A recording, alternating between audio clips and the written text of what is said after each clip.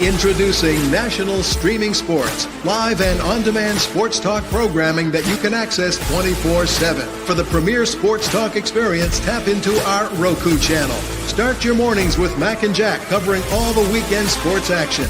Then pour a cup and enjoy all the sports you can drink on the Coffee and Sports podcast. At midday, talk sports from east to west on the Coast to Coast podcast. Followed at night by some hot girl talk with Prim and Proper Sports featuring Sonia Pearson. Talk boxing on the Gloved Fist. Yankee fans tune in for Start Spreading the News. And there's more on the College Sports Huddle and Sports Scope with Robert Butler. There are 20 podcasts in all and 70 weekly shows, giving us a 3.4-star viewer rating. To find us on Roku TV, search for National Streaming Sports on the Roku search bar. Click on the logo and you're in. National Streaming Sports, live and on-demand sports talk for America.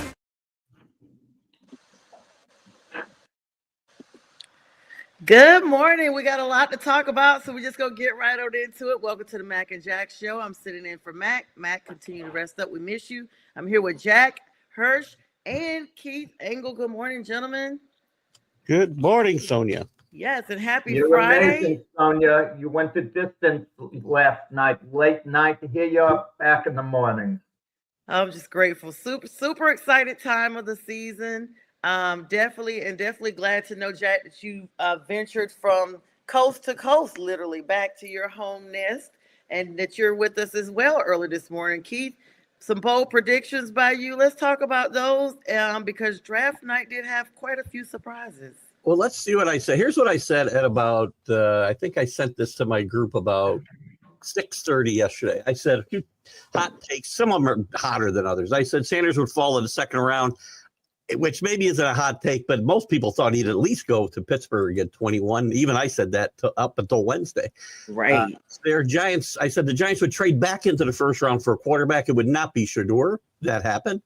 I did say the Patriots would trade the back to number 10 with the Bears, and the Bears would take Giante. I'm a little shocked at both those teams that didn't do that. Jet takes Mambu. I don't think that was a shocker necessarily, although some thought they would take Warren. I had Warren going to the Saints. I had the Cowboys getting McMillan, so I didn't do good there. And I also said the Vikings would trade right out of the first round because they only have 4 picks entirely, but they decided to use their pick. And we'll see how that works out. Yeah, and I stood fast on McMillan. Jack was kind enough last night after driving. He literally had just gotten back in like 2 hours before. He hopped right on, hung out there with us for about 45 minutes to an hour, quite a bit of time. Jack, what were your thoughts? I mean, sometimes as a reaction pick, I don't think the Panthers have completely gotten over dealing DJ Moore to the Bears. So this is kind of like a makeup thing. I was scared the Jets were going to do the same thing by drafting Tyler Warren to make up for not drafting Brock Bowers last year. You never really make it up. You know, it's an okay pick for the Panthers, McMillan. Don't get me wrong. I'm not saying it's a bad pick. You know, it gives Bryce Young some badly needed help at the wide receiver position. But could they have, you know, gone in another direction? You tell me. How are you guys feeling? Go ahead, Keith. I'm sorry. Okay. I was just going to say, overall, I think there's far more winners. Oddly, I don't always feel this way. I think there's far more winners in this draft than there are losers. Yeah. Sanders obviously is a loser. I'm not sure what the Falcons were thinking about trading their first round pick next year to trade back into the first round. Yes. Made no sense. Unless they think they're winning a Super Bowl, and that pick's number 32 anyway. It makes no sense at all to trade back in to get Pierce. He's a nice player, but not for a first round pick next year. So that was a little odd. And then Will Johnson dropping as far as he did was a bit of a surprise to me too. But other than that, I thought some teams did really well and some players made out very well yesterday. So it was an interesting, again, with a draft not filled with overwhelming talent, except for a couple of players. I thought it was very interesting. Jaguars, obviously a big winner. That's a bold move. And this is a franchise-changing move potentially for them. They do need some offensive line help the rest of this draft, but they got a guy who helps them. They need help at both those positions badly, and that's a great move for them. Yeah, I wonder with your New England Patriots taking Will Campbell. Right. I know they're trying to get help in the offensive line. gear everything around Drake May. But if you want to do it, take Genty. Give him a playmaker. Give him a big-time playmaker. They don't. Who's the big-time playmaker now? Stephon Diggs, who comes with a certain amount of baggage. Well, there's no way for Stevenson to break out, but he gets hurt, and the line hasn't been there. They need offensive line help. My biggest thing was I might have traded back, not too far, but if they traded, say the Bears really wanted Giante, which I think they did. I know they were talking to the Patriots the last 3 days, and if they could have made a deal there, they could have still got the offensive line. If that's where they would have gone, they would have gotten Campbell or Membu, probably not those two based on the way the draft went, but they would have got Banks at 10, so they still could have got their offensive linemen if that's the way they wanted to go.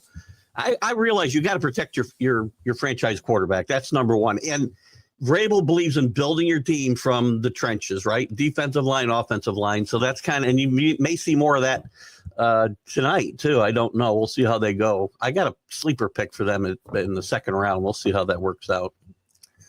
Good morning, Monkey. Monkey joined us last night, Buffalo Bills fan. He said last night was a long night. Good morning to you, Monkey. Thanks for joining us this morning. And thanks to Brian as well, the 1A cheek, 3 toes. Good morning to you guys. Hey, that's nice. Thanks. That was for one of the rare compliments. I don't get it from you, Sonia. I get it from Keith once in a while, in a rare time. But yes, Jack. Thank you. We were so shocked, and it was so exciting to have you on. We were so happy. We don't want you to get a big head, Jack. I can't give you compliments. Yeah. Good morning, Richard. But the big story, that's all we heard last night, Shedeur Sanders. Last night, that over and over and over from the first bell to the last. Shedeur Sanders. And I'll be honest, it wasn't completely unexpected because the reports were filtering in that a lot of teams had a second round draft grade on him, and all of a sudden the Saints seemed to cool on him a little bit late. But I don't get it. This is going to haunt, a couple of these teams. I mean, not take him. He's going to be a good quarterback down the line. He will, and I want to make sure that, and my viewers, they tend, then they, again, there's this anti-Sanders bias among, people on social media. I'm not saying I didn't think he should go in the first round, but not because I don't think he could turn into a player. I just don't think you use a first round draft pick on a guy who's going to be, to me, a 50-50 proposition. So, well, do you read anything between the lines, both of you, with the Pittsburgh Steelers? They're still talking with Aaron Rodgers. And if they drafted Shedeur Sanders, there's no way Aaron Rodgers goes to Pittsburgh. So could that have played into them not drafting him, figuring they have a good chance to have Aaron Rodgers next year? I don't think it plays into it myself because Sanders is not going to be ready to play week 1. He's just not. So they're going to have to sign a quarterback, whether it's him or Cousins is in play in Pittsburgh. And they're taking a quarterback somewhere in this draft. It's going to be, they're going to take a project at minimum. So personally, even if they've taken Sanders, I think it says more about what they think about Sanders than they think about Rodgers and whether he'll come or not. No, my point is Rodgers wouldn't go to the Steelers if they had drafted Sanders last night. Any chance of him going evaporates. I think it's pretty obvious he doesn't want to go to Pittsburgh to begin with. He'd already be there if he really wanted to go. That's if I'm the Steelers, I'm not taking Rodgers at this point. And I don't want to go into Rodgers when we want to talk about the draft too much. But if he wanted to be on my team, he'd already be there. They've already started off-season programs. He's missing that important time. So if I'm Steelers, I'm getting a guy who's only coming because I got no other where to go. Yeah, I feel the same way, Keith. And let me grab some comments real quick. Richard, good morning to you. Of course, you guys support Keith by sending him some stars. He does great content, several shows throughout every day. Keith, we appreciate you. Check him out, TGI Sports Talk. Monkey says to you, Jack, he says you were great even if you're a New Jersey Jets fan. The number. I like that big New Jersey NYT. Yeah. And he's up in Buffalo. So guys, you guys actually made a good point. And it's kind of like one of those things you gotta just want to hold it, but you can't hold it. Oh, hang on, guys. My volume just went up here. Talking about, I guess, right when I was talking about Shedeur something came up on ESPN here, and the volume went up on it, almost like started playing for you guys. My Alexa's off the chain. Wouldn't that be great? They passed a law Shador could stay at Colorado one more year. So I was gonna say, they just retired his number. Okay, so that's number one. Him and Travis Hunter, they did this big production about that. I feel like, of course, last night I couldn't wait to jump on social media after the draft to see what Deion was saying, because he had just, did this big congratulations and God is good for Travis Hunter. Of course, everybody now, Deion immediately put out, Shador had to make a statement, basically saying he felt like, and I had said, he's going to say this was not God's will. So, of course, Deion put that out there, and everybody in the comments was talking about Russell Wilson, Tom Brady, and everybody else that was passed over. I mean, it was just, the fact that all this stuff, we've seen this hoopla around him the entire draft.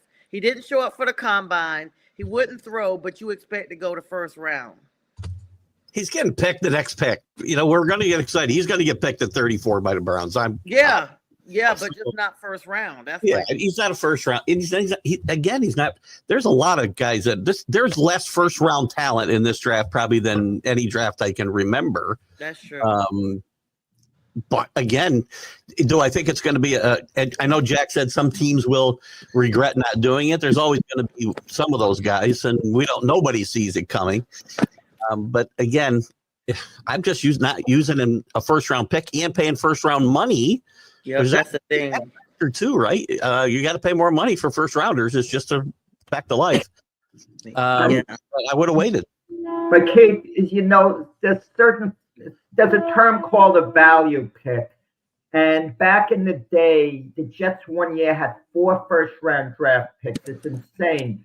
They took Elliott Abraham, and Chad Pennington was at number 18. They did not need a quarterback because they had Vinny Testaverde, but the value was too great to turn down. Yep. You kind of think one of these teams is going to kind of be forced into taking Shador in the second round because the value is going to be too great.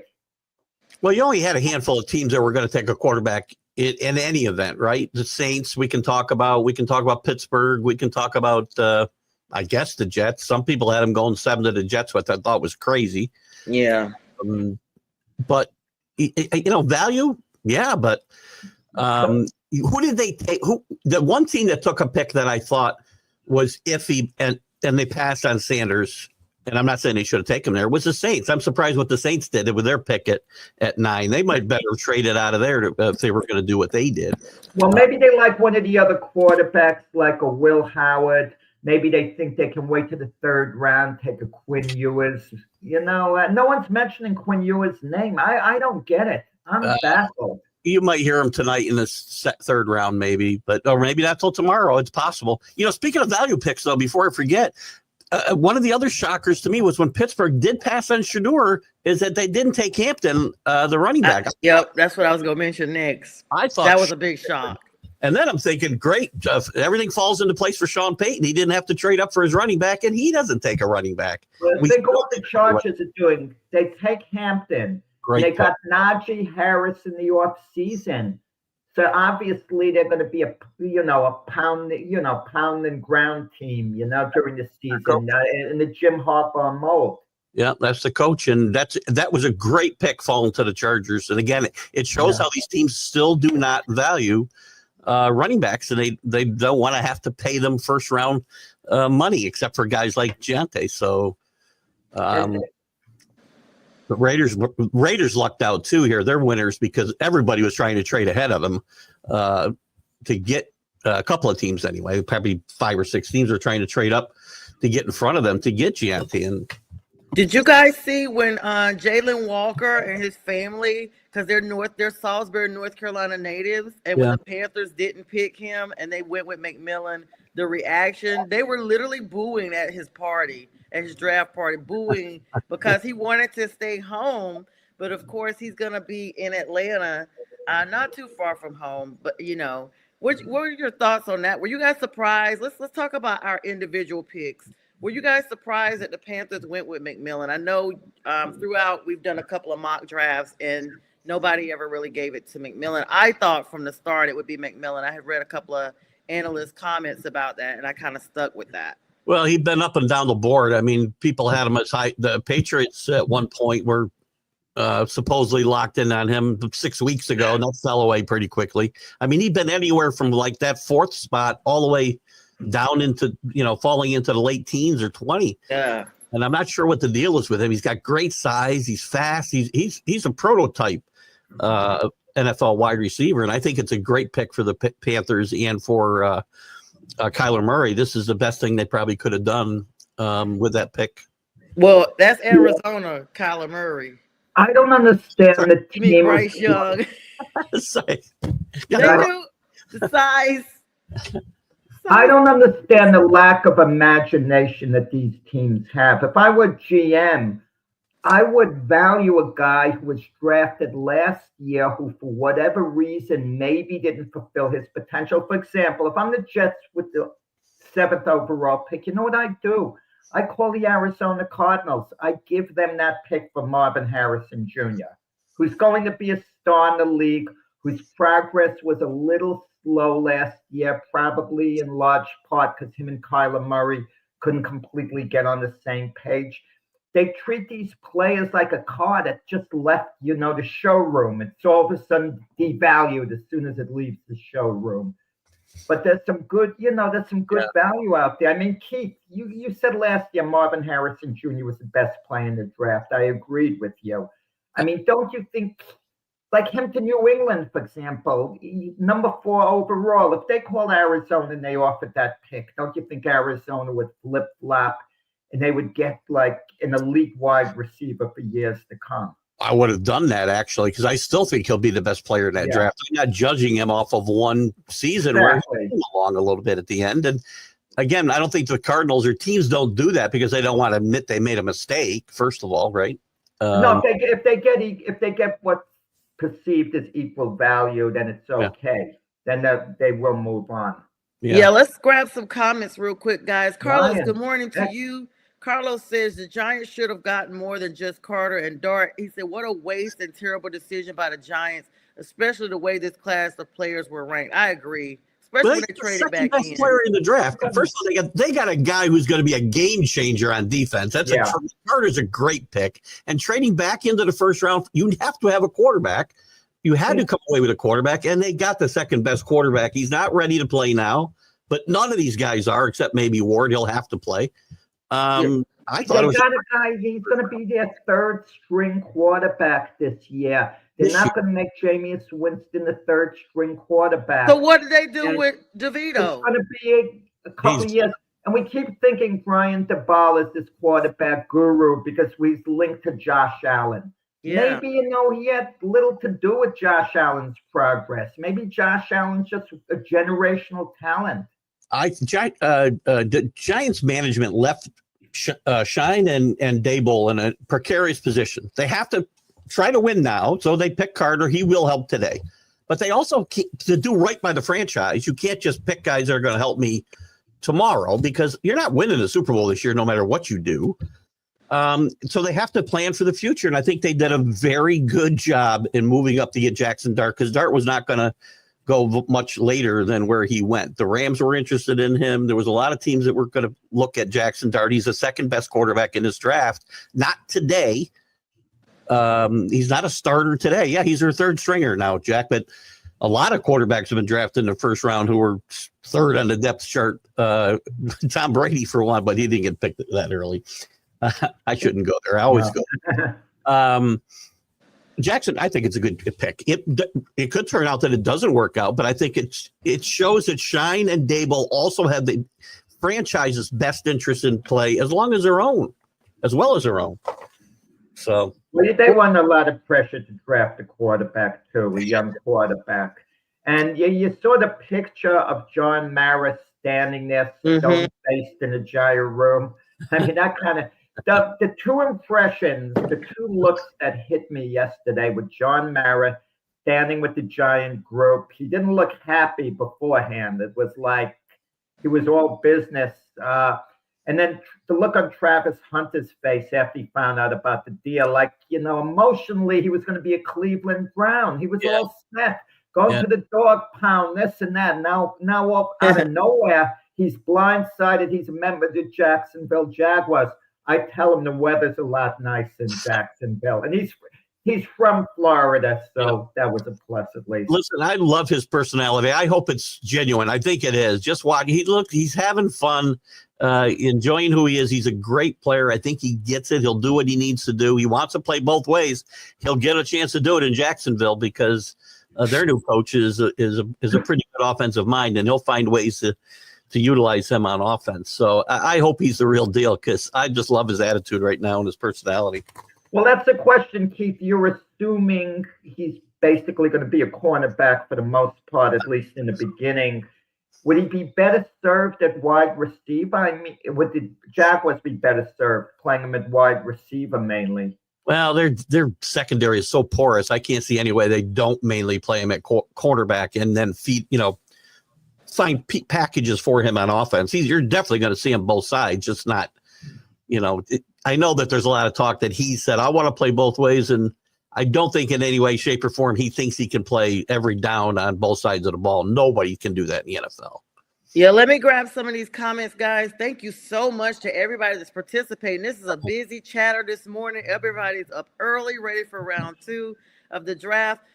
Carlos comes back and says, kudos to Cleveland and Atlanta. They got players and values. One A-Cheek said he's not happy about the Lions pick, but he's not mad either. And Richard says, how about the trade at the end of the draft? KC and Philly. And then Carlos, we'll get back to your other comments in a minute. Let me let Keith and Jack these other comments real quick. Philadelphia, they do the best job at the back of the draft of any team I can remember the last several years. That's why they stay in contention. They win Super Bowls like they won last year. They got another really good pick. The guy fell as far as he did, Campbell, because he had a shoulder injury. But they've taken chances on guys like this in the past, and they almost always pay off. And this guy's just going to add to what's already a great, great defensive front. I think it was a great move and a great pick by the Eagles. And they continue to do it, it seems, year after year at the back of the draft. Yeah, I think the big deal was the Baltimore Ravens, Malachi Starks, from Georgia. I mean, he's really going to be big, safety, corner, wherever they're going to play him. I think he's going to be the Trent McDuffie of this year's draft. It's a typical Ravens pick. Very good pick. Solid player for sure. Yeah, he says Carlos is saying Dart's going to be junk for the Giants. What do you think of this idea? If he doesn't play, we'll say that. If this guy isn't throwing 4 touchdowns in week 1, Carlos says a bust. So you know what I would love to see? I would absolutely love to see this, and everyone would go ballistic saying it's ridiculous. I'd love to see the Giants pull a John Gruden, fill the room with quarterbacks, take Shedeur Sanders, and their next pick, have him there with Jackson Dart. Let all the guys play, and one of them's going to emerge as your future quarterback. Hey, listen, I'm excited. I think Will Levis gets traded today, by the way, Jack. I know I've been ridden by you and Mac for wow. Because I still think he'll be the best player in that draft. Well, Will Levis is too young to be a career backup. That's the thing about it. And now, the Titans there's nowhere to go for Will Levis. I don't want to hear this nonsense about there being competition for the Tennessee starting quarterback job. The way Urban Meyer did with Jacksonville when they drafted Trevor Lawrence. It's Cam Ward's job. Case closed, no discussion. And by the way, Jags fans, don't get discouraged when he doesn't have a Patrick Mahomes type first year, because he's going to struggle at times. He's question to you. He needs a lot of work. My Jets, Shedeur Sanders might be there for them. Did they take him in the second round? For who? The Jets. Sanders, the Jets. Should they take him in the second round? Because once you take Shedeur Sanders, it's basically letting Justin Fields know he's not the quarterback of the future. Yeah, he's on borrowed time. He's young. It's not the same like Russell Wilson, an older veteran. They're going to have to trade make a trade to get him because the Browns have 2 picks in the first 4 picks or 4 or 5 picks in the second round, and they're going to take him with one of them. Browns might wait for like a Will Howard in the 3rd round. They could. I don't think they will. I think they're taking a quarterback probably at 35, 4 or 33. Sorry. Jets. I don't even know where the Jets picking around to. I can't find them. Carlos, who is your team? Carlos said the Giants can't develop film, and he says that Sean and Dayball can get the next train or whatever the NFL black hole has. He clearly does not like the Giants. Let me grab some. That's different. Monkey says you can't wait. You can't draft a wide receiver with your first pick after signing Diva Diggs. That's he's talking about basically the Bills and stuff. He'd be nothing but a headache because he was with them. What do you guys think about the Cleveland and Atlanta? I'm looking at the grades of the draft last night. Arizona got an A for drafting Walter Nolan, and then they're the only one from round 1 that got an A as a grade. The Atlanta Falcons following them closely with a B. And I'm mentioning that because people are saying that the Atlanta and Cleveland got the real wins. Atlanta taking Jalen Walker and James Pierce Jr. They are graded as a B. Again, they're fine, but them giving up a first round draft pick next year, dumb, yeah. In my mind, I don't know who's doing those rankings, but Jacksonville's got to get an A in my mind, and so do the Giants. Well, hang on, guys. I misread because they're putting them in alphabetical order. Wow. So I see some more A's now. So Baltimore, the Bills got an A-. So there's some more. Yeah, Jack.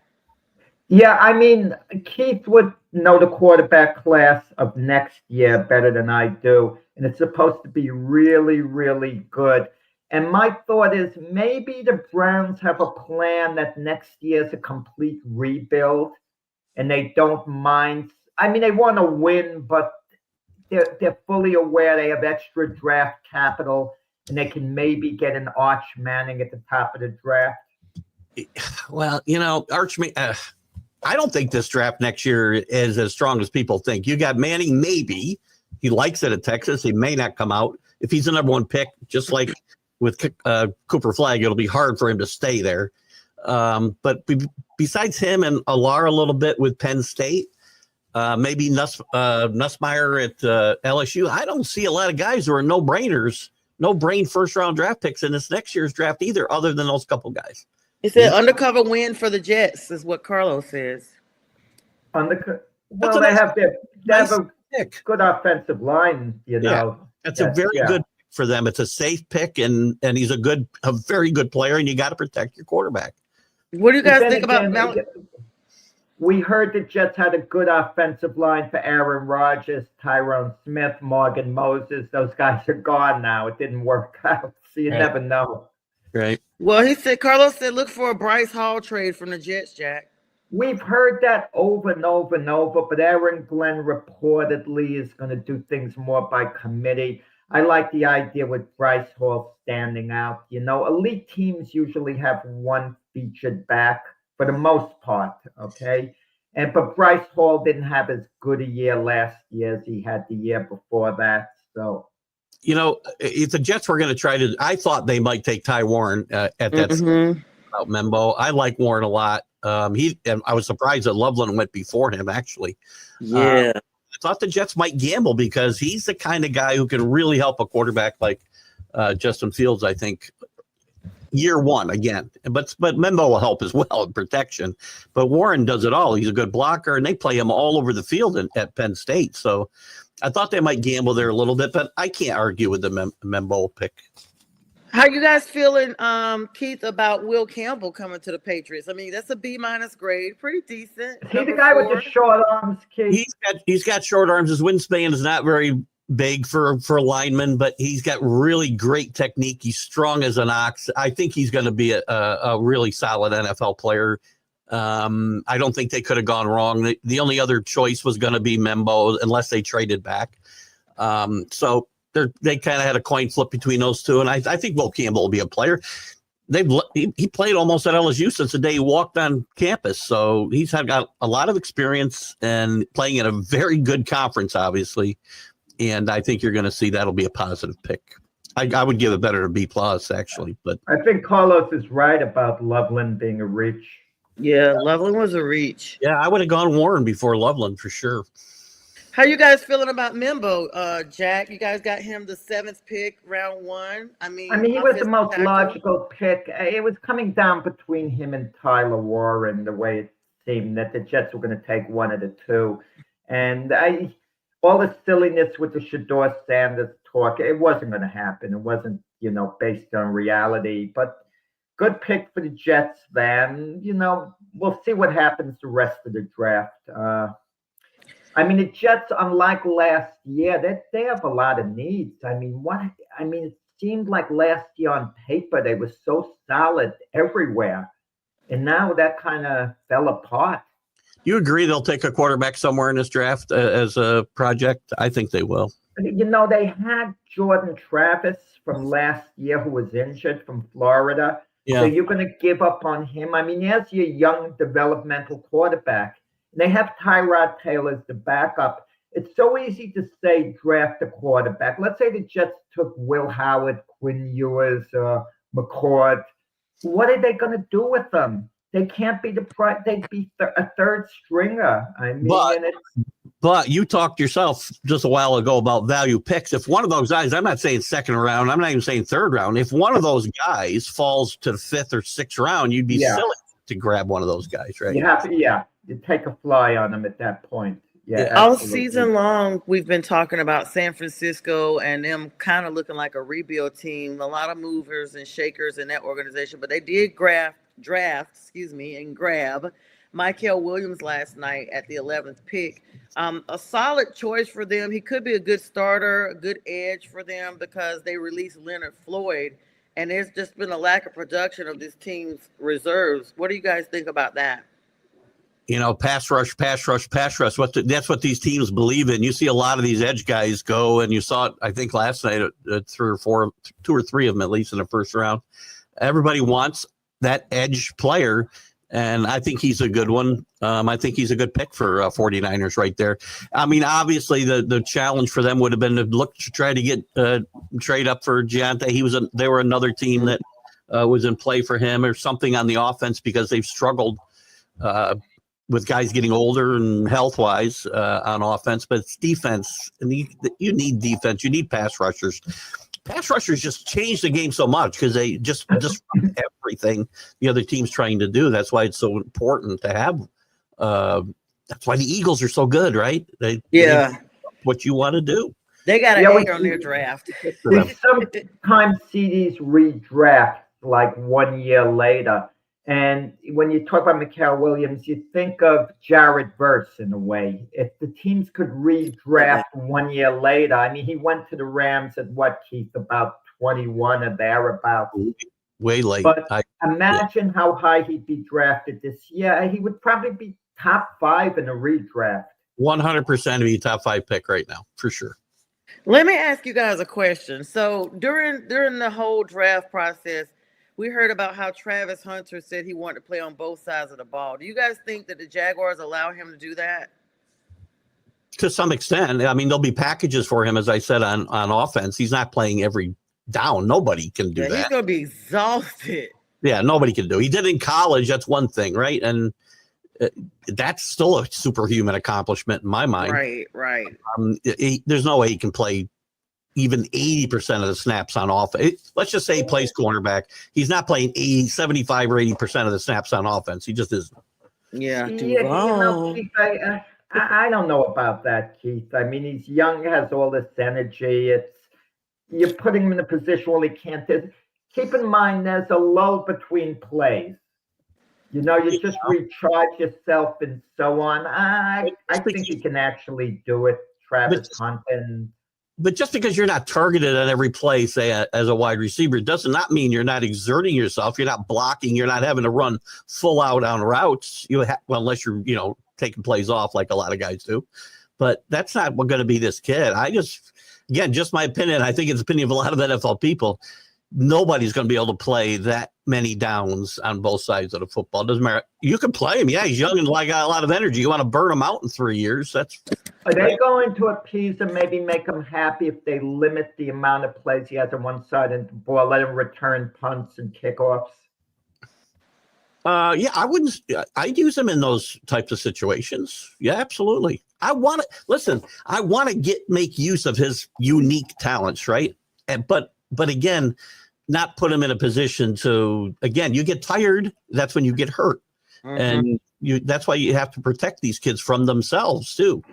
But again, I would make use of him on offense because he's a unique type player. You don't see this kind of kid come along every day.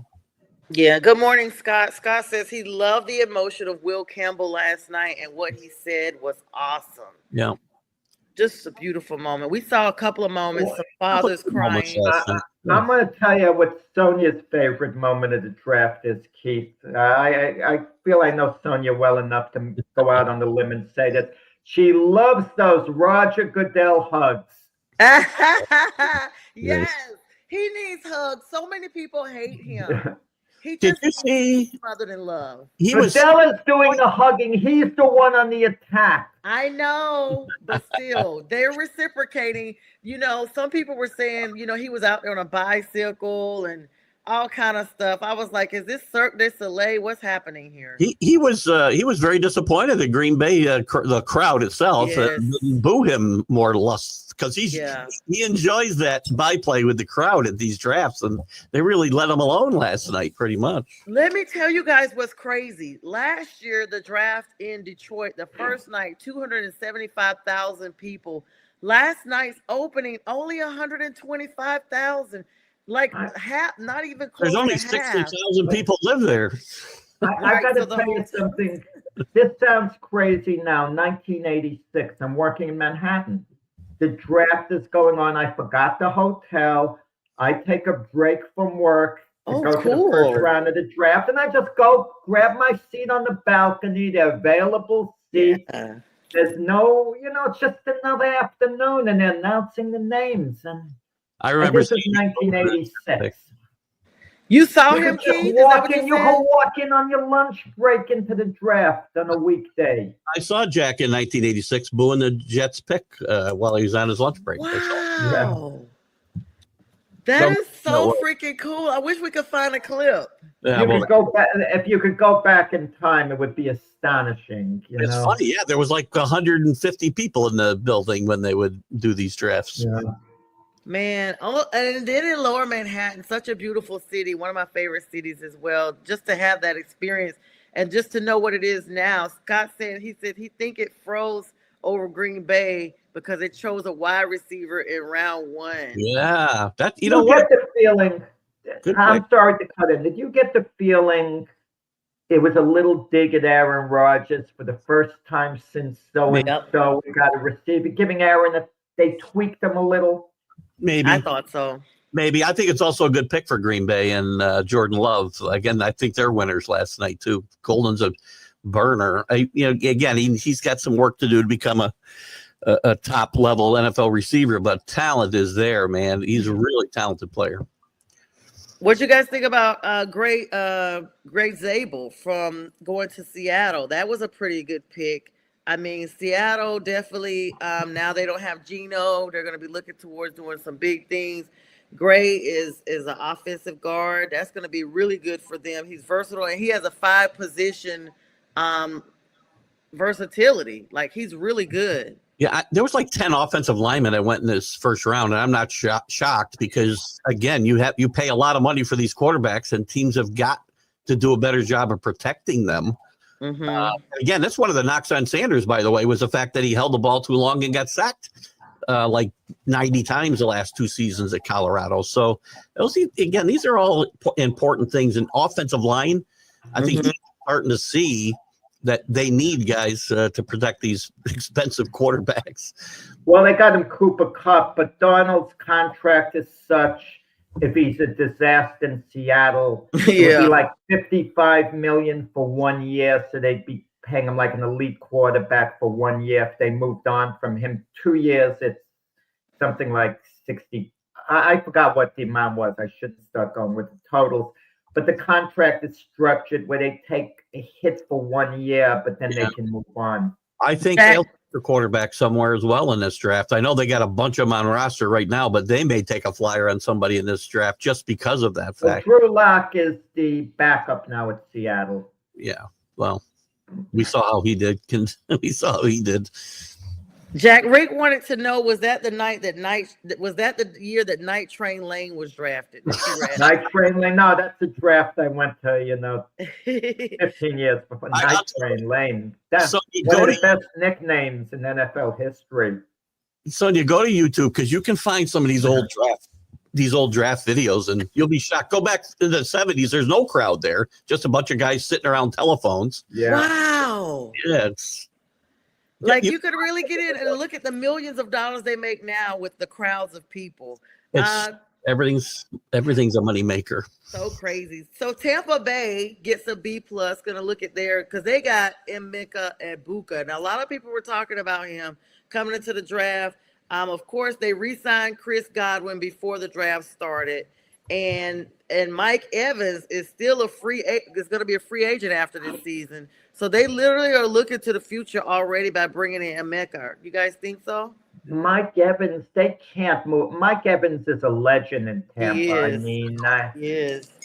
I don't think he'll go anywhere. Listen, Ohio State's become a wide receiver U. I mean, they're putting wide receivers everywhere in the league, and this kid is going to be very good as well. Again, maybe he needs a little bit of work, but they can work him in.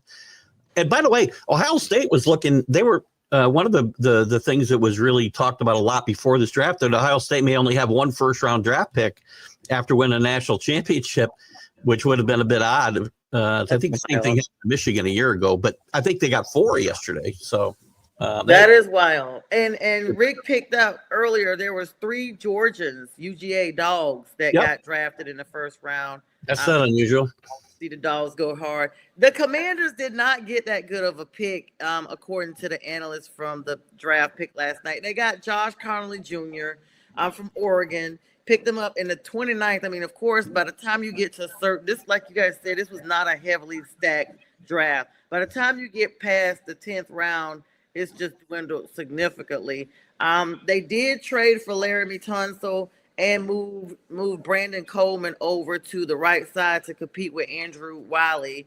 But I mean, what is this really a big ad for Washington to bring in the offensive tackle? Yeah, well, the one place the draft was fairly deep was defensive linemen and offensive linemen, and you saw a lot of tackles go in this first round. That tackle position is as important as the quarterback position from a different perspective, right? Mm-hmm. I think it's a good pick when you got a young quarterback. You're not going to do better than that value-wise, to use Jack's phrase. I think at that point, you could reach for another offensive weapon, maybe, or a cornerback.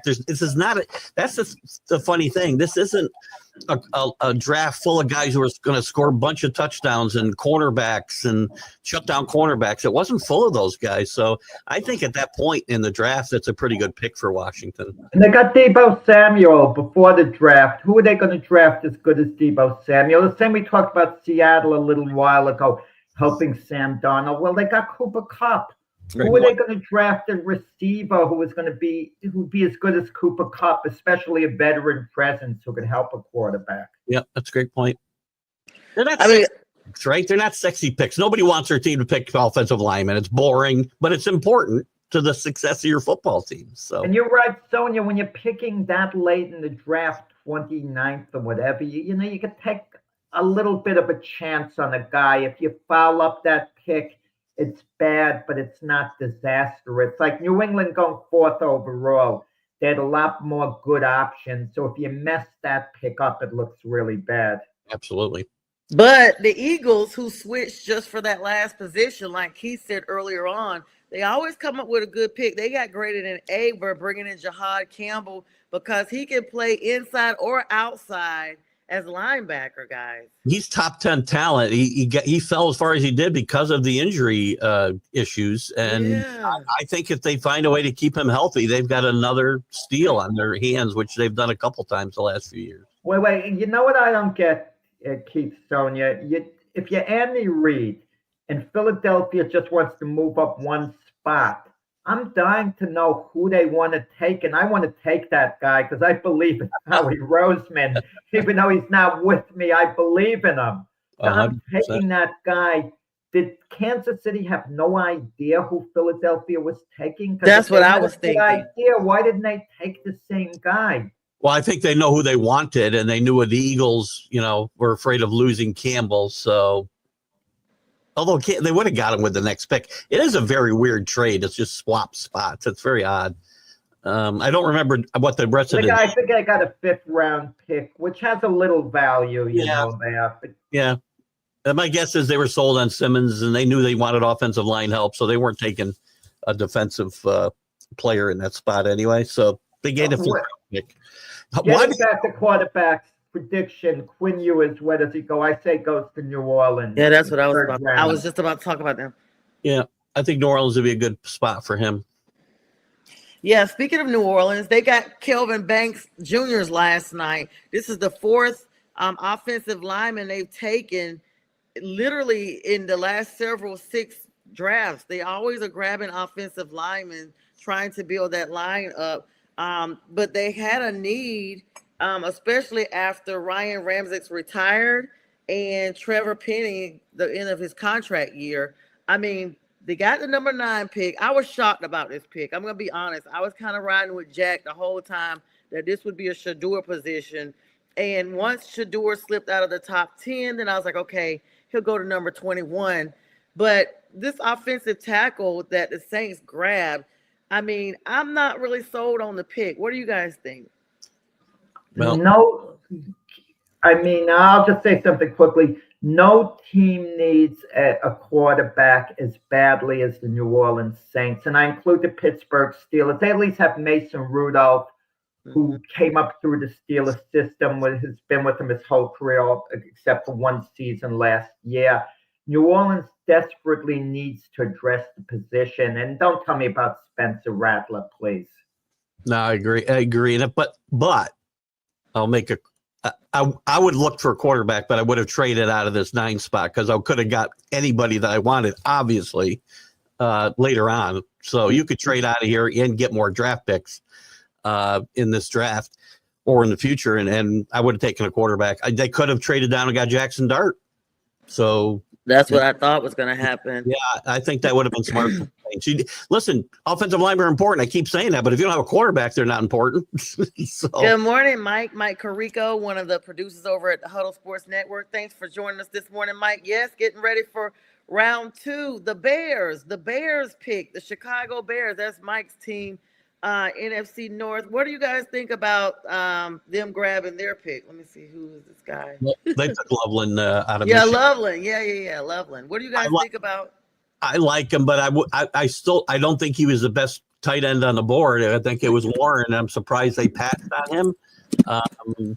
They obviously had their eye here. I thought they might trade up, Mike, if you're a Bears fan, because I know they wanted to get Dante, and I was surprised. And they probably did. They were trying to get ahead of the Raiders and couldn't come to a deal with the Patriots or the Jaguars. Well, hopefully it gives Caleb Williams some opportunity to move the chains, is what they were saying, bringing Loveland in. I'm guessing that the Bears were a little bit upset when, your Panthers took McMillan. Yep. My feeling is they were looking for the help for Caleb Williams, and McMillan would have been, a great. And they were looking there. for Genty too. They wanted Ashton Genty. They were. Yeah, but he was expected. He was expected to go to the Raiders. Yeah, he really was. Yeah, This kid's more of a traditional tight end too than say Ty Warren. So it might be that, and the Bears wanted that traditional big target for Caleb. I think Caleb. Listen, I think this offseason and even this pick, well, it might be a bit of a reach. I think the Bears and Caleb Williams are set up to make a big jump this year. Yeah, Rick. So I really was. So Rick's asking me, and good morning again, Rick, asking me, was I happy with the pick? Yes, I was. I literally screamed. If anybody watched it last night, I was super excited. He's going to join the 1st-round pick, Xavier Legette, who was just there last year. We need some more assistance with that wide receiver. We saw crucial catches being dropped by Legette last year. So I feel like he does need someone to come in there and accentuate him, especially bringing him in, more targets for Bryce Young. Of course, we did bring back Thielen, but Thielen's a vet in the game. We need to try to euthanize, not the way you put a pet to sleep, but euthanize, in my own word. I'm bringing some youth to the Carolina team. But it is surprising to see that he came off the board in the top 10. I will say that, because McMillan, even though ranked pretty high, I wouldn't have put him in the top 10, maybe top 15. But we could have gone with Loveland. That was another name that the Panthers were linked to, or either Tyler Warren, and they were both still there when we picked, because we picked at number 8. But the verdict's still out, as they see. And of course, we could have also taken Jalen Walker, who is a Salisbury native. But overall, I am happy. I think you should be. I've been enamored with this kid from the beginning. His tools are immaculate. I think pairing him with Xavier Leggett is really good for Bryce Young, not Kyler Murray, for Bryce Young. I'll get the right guy this time. I think they're starting to build something that can actually win some football games. I don't think they're making a big jump to the playoffs this year, but you don't know. You get third year for Bryce Young, now some talent around him. If they gel quickly, they could be a surprise in a division. It's easily winnable by any one of those teams, probably. So that's cool. Carlos says traditional. Mike Carrico says he's here at the draft. They let 200,000 people inside, but only had room for 100,000. Oh my God, that's horrible. That's scary. Where's the fire people? Where's the fire marshal? That could have ended. Was max capacity for 40 minutes before the draft started. I bet y'all couldn't even breathe in there, Mike. I saw one shot of Pags last night. I don't know if there were more. Did anybody see more of Pags? I saw one shot when the Eagles picked. I didn't see I didn't pay attention to that. I'll go back in there because we got to see Pag. Warren and Caleb would have been a better mix. Okay, for Caleb. They're saying that Caleb Williams would have been better with the Warren pick for Chicago. Yeah, I liked Warren better than Loveland for sure. I think it would have been a better fit for the Bears, but Loveland's good too. You guys think for it? Yeah, you guys think Shamar Stewart will improve in the NFL? He only had 4.5 sacks in 3 seasons with Texas A&M, but the Bengals drafted him last night in the first round. He's been hurt a lot, right? Yeah. Yeah. Listen, the Patriots drafted Richard Seymour years ago. He had 1 sack in his senior year at college, and he went on to become a borderline Hall of Fame defensive lineman. So I wouldn't read too much into those numbers. So real quick, I mean, we have about 5 talking minutes. We got 5 talking minutes left, and then we'll start wrapping up, guys. We appreciate everybody with all the comments, likes, love, shares. Just great, busy morning, exciting time of the season. And so great to have Jack and Keith here with me this morning. Listen, Mason Graham to the Browns. This is where I thought Shedeur would really go. They picked number 5. They need a quarterback, guys. There's no way they're going to continue to bank on Deshaun Watson, or I think they got Pickett up there. Whoever they got up there. They have Pickett and Joe Flacco, the Browns. Yeah. But they're going to get Shedeur. They have the next pick in the draft, right? They have 5. Don't be so sure that they're going to take him, Keith. I mean, they might wait till the 4th round for Will Howard type. If they don't, I don't know where Shedeur is going to end up, quite frankly, if they don't take him at 34 or 38 or 30. Shedeur's got to go before the 3rd round is out. He probably goes in the 2nd, but it's too embarrassing to a team to bypass him, even if you don't need a quarterback in particular.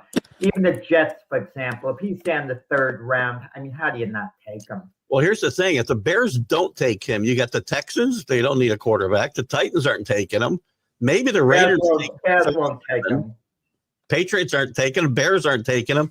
You got the Saints at 40. Maybe. Yeah. Okay, so we got some comments here. Good morning to you, Al. That's my classmate. We grew up together. Thanks so much for joining us this morning. How come he's so much older than you? Thank you. So Mike is saying Bears pick at tight end says the Bears offensive should be explosive and some more points. Ben Johnson being aggressive to make the top 10 in the draft. I still worry about their wide receiver positions a little bit. I like DJ Moore. He's got to stay healthy and on the field. Allen was starting to show his age a little bit last year, and that could be, again, part of the wide receiver issue. They had the young kid from Washington, too. Escaping. Rome. Yeah, Rome. Scatterboo. Name. Yeah. But Scatterboo. That's that's who what- I'm looking for. Well, he'll go in the second round here, I think. Yeah, I want it. Mike is talking about how crowded it was there. He said it's a whole paragraph. He said it was 100,000 people. They put people in the stadiums. We saw the stadiums because it was so many people. Imagine getting your ticket to go there, because I almost went, guys. I almost went with Pink Fan Fur, but we couldn't find a hotel that was reasonable. They were talking about the Microtel was $900 a night for the Microtel, guys. Well, they're going to start making this event on a Sunday, I think, to mirror the Super Bowl. It would maybe start 4 in the afternoon and, maybe make it a national TV thing as opposed to an ESPN weeknight. Yeah, that's hard on a work night. And, well, it's on imagine, national like, TV. ABC had coverage last night. That's where I watched. Oh, I didn't realize that ABC actually had it on. Wow. Oh. I didn't The realize that. The ESPN Game Day crew does the ABC. Just a quick comment. It was so easy to forget the Knicks won a big playoff game yesterday. Yeah. They won up with the Pistons, and I forgot about it. I forgot. I was so attuned into the draft. I think you mentioned it, Sonia, at the end of the game, the NBA something. I know. Let's talk about that a little bit. Let's talk about the NBA for like the last 2 minutes. We got 2 minutes to talk about it solidly. Good morning again, 1A Cheek. Big win for the Knicks last night. Their offense, they look like Carmelo Anthony was running that offense in game 2 with I love Brunson, but he can't hold the ball the way he does, and 4 guys just looking at him. Last night they spread the ball around. I think they have 3 guys with 30 points last night.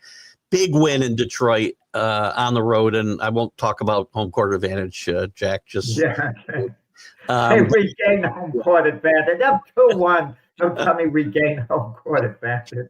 NBA playoffs. This is a competitive time of season for them to be having the playoffs and the draft is wild to me. It's like it's just playoffs for their Knicks versus Pistons.